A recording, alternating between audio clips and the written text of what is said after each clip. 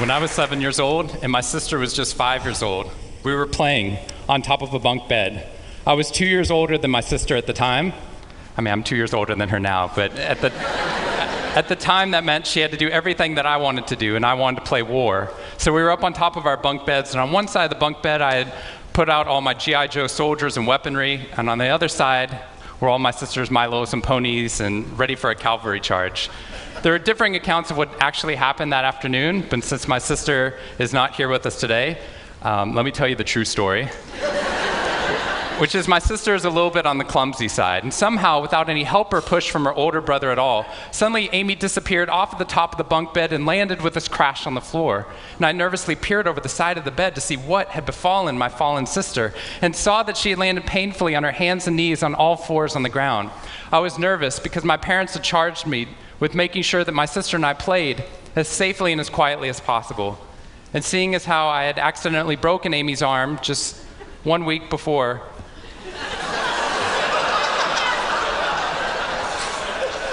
heroically pushing her out of the way of an oncoming imaginary sniper bullet, for which I have yet to be thanked. I was trying as hard as I could. She didn't even see it coming. I was trying as hard as I could to be on my best behavior, and I saw my sister's face this wail of pain and suffering and surprise, threatening to erupt from her mouth and threatening to wake my parents from the long winter's nap for which they had settled. So I did the only thing my little frantic 7-year-old brain could think to do to avert this tragedy. If you have children, you've seen this hundreds of times before. I said, Amy, wait, don't cry, don't cry. Did you see how you landed? No human lands on all fours like that. Amy, I think this means you're a unicorn.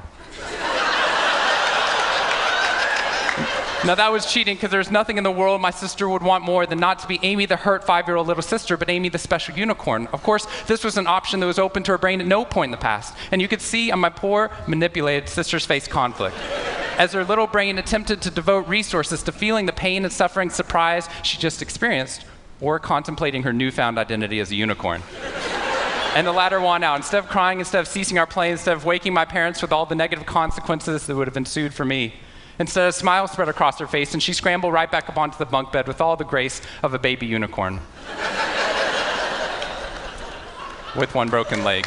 What we stumbled across at this tender age of just 5 and 7, we had no idea at the time, was something that was going to be at the vanguard of a scientific revolution occurring 2 decades later in the way that we look at the human brain. What we had stumbled across is something called positive psychology, which is the reason that I'm here today and the reason that I wake up every morning. When I first started talking about this research outside of academia, out with companies and schools, the very first thing they said to never do is to start your talk with a graph. The very first thing I wanted to do is start my talk with a graph. This graph looks boring, but this graph is the reason that I get excited and wake up every morning. And this graph doesn't even mean anything. It's fake data. What we found is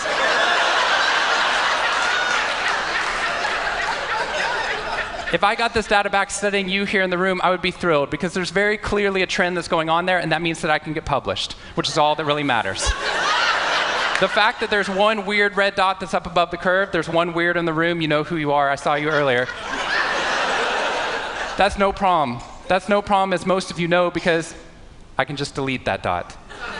I can delete that dot because that's clearly a measurement error, and we know that's a measurement error because it's messing up my data. So one of the very first things that we teach people in economics and statistics and business and psychology courses is how, in a statistically valid way, do we eliminate the weirdos? How do we eliminate the outliers?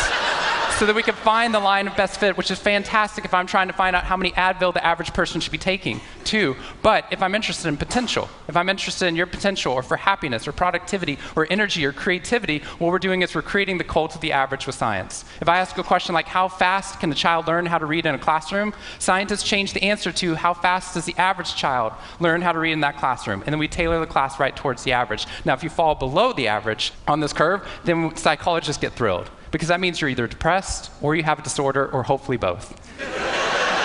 We're hoping for both, because our business model is if you come into a therapy session with one problem, we want to make sure you leave knowing you have 10. So you'll keep coming back over and over again. We'll go back into your childhood if necessary, but eventually what we want to do is to make you normal again.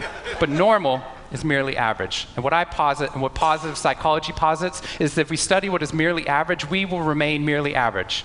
That instead of deleting those positive outliers, what I intentionally do is come into a population like this one and says, why? Why is it that some of you are so high above the curve in terms of your intellectual ability, athletic ability, musical ability, creativity, energy levels, your resiliency in the face of challenge, your sense of humor? Whatever it is, instead of deleting you, what I want to do is study you. Because maybe we can glean information, not just how to move people up to the average, but how we can move the entire average up at our companies and schools worldwide. The reason this graph is important to me is when I turn on the news, it seems like the majority of the information is not positive. In fact, it's negative. Most of it's about murder, corruption, diseases, natural disasters, and very quickly, my brain starts to think that's the accurate ratio of negative to positive in the world. What that's doing is creating something called the medical school syndrome, which if you know people who have been to medical school during the first year of medical training, as you read through a list of all the symptoms and diseases that could happen, suddenly you realize you have all of them. I have a brother-in-law named Bobo, which is a whole other story. Bobo married Amy the unicorn. Bobo called me on the phone from Yale Medical School. And Bobo said, "Sean, I have leprosy." Which even at Yale is extraordinarily rare. But I had no idea how to console poor Bobo because he had just gotten over an entire week of menopause. See, what we're finding is it's not necessarily the reality that shapes us, but the lens through which your brain views the world that shapes your reality. And if we can change the lens, not only can we change your happiness, we can change every single educational and business outcome at the same time. When I applied to Harvard, I applied on a dare. I didn't expect to get in, and my family had no money for college. When I got a military scholarship 2 weeks later that allowed me to go, suddenly something that wasn't even a possibility became a reality.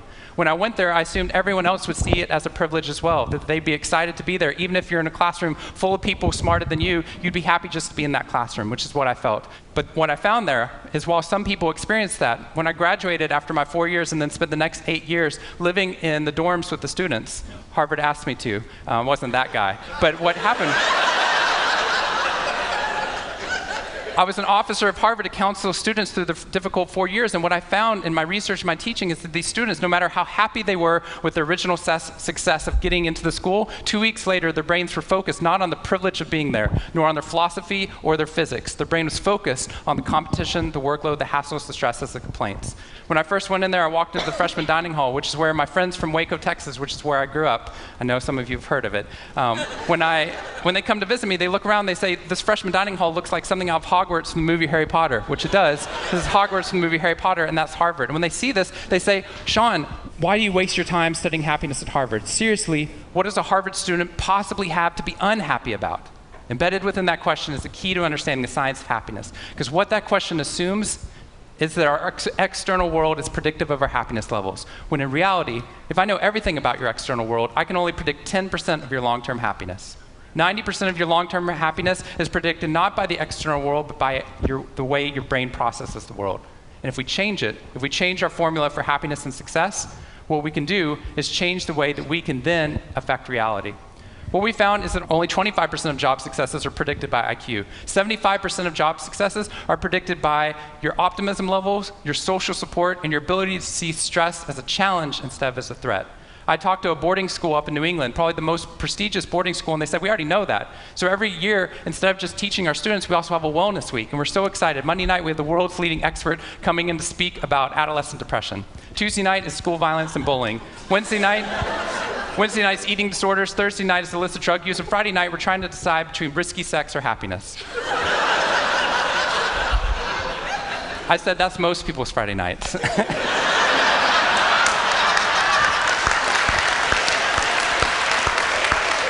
Which I'm glad you liked, but they did not like that at all. Silence on the phone. And into the silence, I said, "I'd be happy to speak at your school, but just so you know, that's not a wellness week, that's a sickness week." What you've done is you've outlined all the negative things that can happen, but not talked about the positive. The absence of disease is not health. Here's how we get to health. We need to reverse the formula for happiness and success. In the past 3 years, I've traveled to 45 different countries, working with schools and companies in the midst of an economic downturn. And what I found is that most companies and schools follow a formula for success, which is this: if I work harder, I'll be more successful. And if I'm more successful, then I'll be happier. That undergirds most of our parenting styles, our managing styles, the way that we motivate our behavior. And the problem is, it's scientifically broken and backwards for 2 reasons. First, every time your brain has a success, you just change the goalpost of what success looked like. You got good grades, now you have to get better grades. You got into a good school, now you have to get a better school. You got a good job, now you have to get a better job. You hit your sales target, we're going to change your sales target. And if happiness is on the opposite side of success, your brain never gets there. What we've done is we've pushed happiness over the cognitive horizon as a society. And that's because we think we have to be successful, then we'll be happier. But the real problem is our brains work in the opposite order. If you can raise somebody's level of positivity in the present, then their brain experiences what we now call a happiness advantage, which is your brain at positive performs significantly better than it does at negative, neutral, or stressed. Your intelligence rises, your creativity rises, your energy levels rise. In fact, what we found is that every single business outcome improves. Your brain at positive is 31% more productive than your brain at negative, neutral, or stressed. You're 37% better at sales. Doctors are 19% faster, more accurate at coming up with the correct diagnosis when positive instead of negative, neutral, or stressed, which means we can reverse the formula. If we can find a way of becoming positive in the present, then our brains work even more successfully as we're able to work harder, faster, and more intelligently. What we need to be able to do is to reverse this formula so we can start to see what our brains are actually capable of. Because dopamine, which floods into your system when you're positive, has two functions. Not only does it make you happier, it turns on all the learning centers in your brain, allowing you to adapt to the world in a different way. We've found that there are ways that you can train your brain to be able to become more positive. In just a 2-minute span of time, done for 21 days in a row, we can actually rewire your brain, allowing your brain to actually work more optimistically and more successfully.